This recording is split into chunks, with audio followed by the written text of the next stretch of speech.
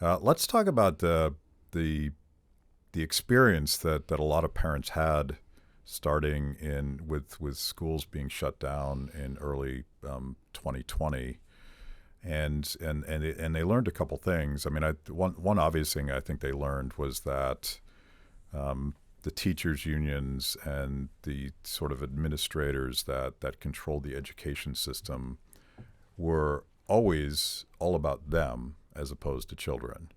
And I think that was one.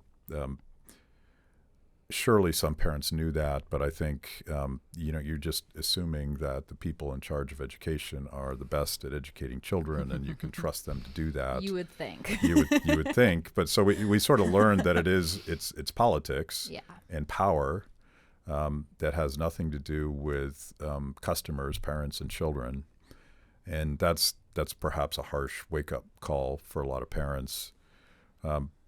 But the other and obviously the second thing they learned was that the curriculums were really weird, and there was a lot of weird stuff in there, and stuff that was really upsetting to a lot of people, and that also was politicized. That people's political agendas corrupted the curriculum, and kids were learning things that didn't make sense to a lot of parents.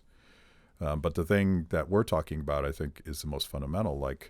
And this is featured in a documentary we did on moms who left the government system during the pandemic. It's called Sick Year, and I'm thinking of this one mom in particular who has a son that reminds me of myself when I was that age, just stubborn and uncooperative, and hopefully creative and with some potential.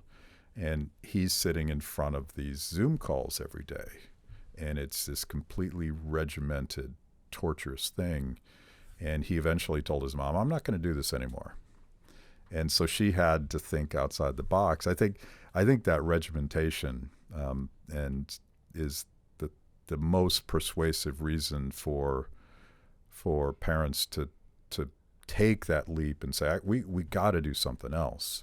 What do you think? Yeah, I think, well, to go to the COVID question, I think education is going to turn out to be one of the big silver linings of what happened in 2020 and beyond, because it accelerated what was already happening in education by probably a decade. Yeah. We were already headed where we're going now, but at a much slower rate. When you think about it, all of the infrastructure for education to change was in place the minute we all had internet access. Once the internet came online, the whole premise of school, with the exception of the child care component, which there are people working on building different types of startups that are attempting to solve that. And I think there's going to be a lot of different options for that over the next few years starting to emerge. But with the exception of that, everything else was the ability to do it better came online.